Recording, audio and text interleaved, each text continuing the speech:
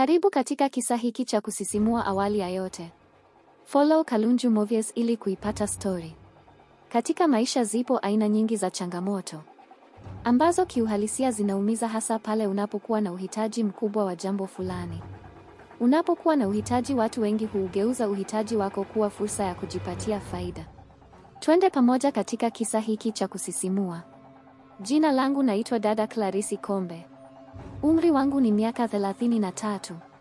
Naishi nchi za Kiarabu kikazi. Nyumbani ni Kenya, Mombasa. Awali ya yote, napenda kumshukuru Mungu kwa hatua niliyofikia. Wengi husema ni rahisi sana kupenda, lakini ajabu ni vigumu kumpata anayekupenda. Nilimpenda sana kaka mmoja ambaye kiuhalisia na yeye alionyesha kunijali mwanzoni. Tulipanga naye mipango mingi, ambapo katika mipango hiyo ilikuwa ni pamoja na kuonana. Maana licha ya mawasiliano yetu kupamba moto kwa meseji nzuri na mawasiliano yenye kuvutia sana, lakini tulitamani kuonana kwa sababu mwanzo wa safari yetu ya mahusiano ulianzia katika group moja la mahusiano, ambapo tuliunganishishwa na admin wa group hilo. Kila mwanadamu ana madhaifu yake. Kuna kipindi mwanaume huyu alikuwa bize sana, lakini jambo hilo sikulitilia shaka, maana nilijua atakuwa bize na kazi. Maana aliniambia kwamba kazi yake ni rubani. Sikupenda kabisa kumshutumu kwa lolote. Kupitia admin aliyetuunganisha, upendo wa kweli huvumilia licha ya umbali kati yetu. Nilizidi kujilinda dhidi ya matamanio mengine, ili wakati ukifika mambo yote yawe mazuri. Sikuwa na uwezo mkubwa kiuchumi, ila kwa kadiri ya nilivyofanikiwa.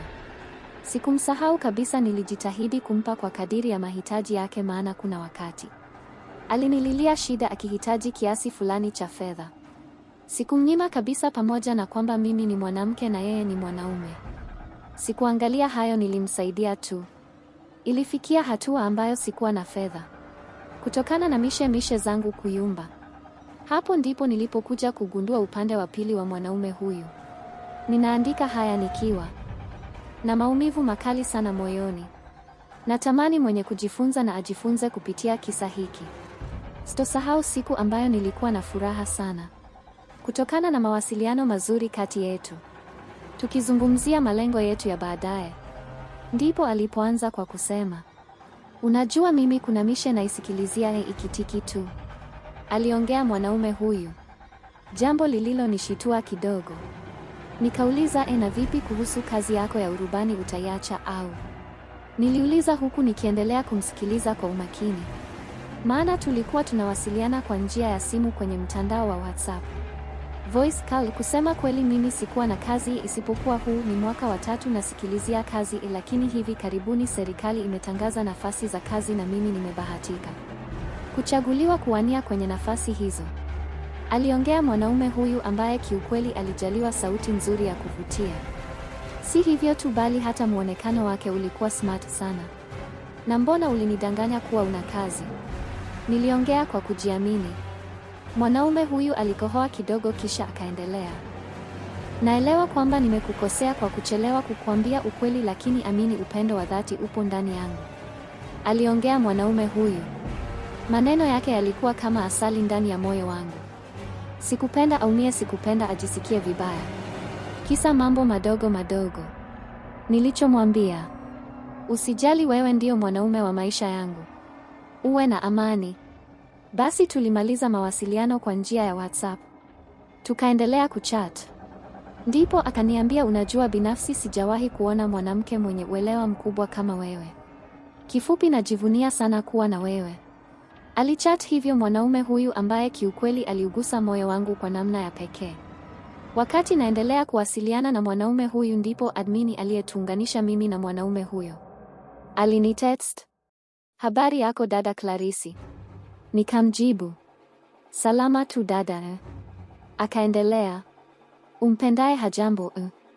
Nikamjibu, yuko mzima kabisa, ndio na chat naye hata sasa. Aliendelea kunisikiliza kwa kusema, yaani dada, katika wanaume wa uhakika basi ni huyu niliyekuunganisha naye, na chochote anachokwambia msikilize tu, maana ndiyo mumeo mtarajiwa huyo. Alichat hivyo, usijali dada, nitampenda zaidi na zaidi. Nilijibu meseji hiyo. Wakati huo, mwanaume huyu ambaye alikuwa bize kidogo alinitext, sorry kipenzi, nilikuwa busi kidogo. Nikamjibu, usijali, tunaweza kuendelea na mazungumzo.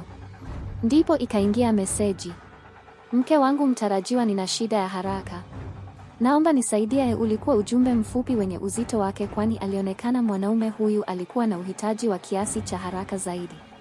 Jina langu Clarisi. Hii ilikuwa sehemu ya kwanza. Endelea kumfollow Kalunju Movies.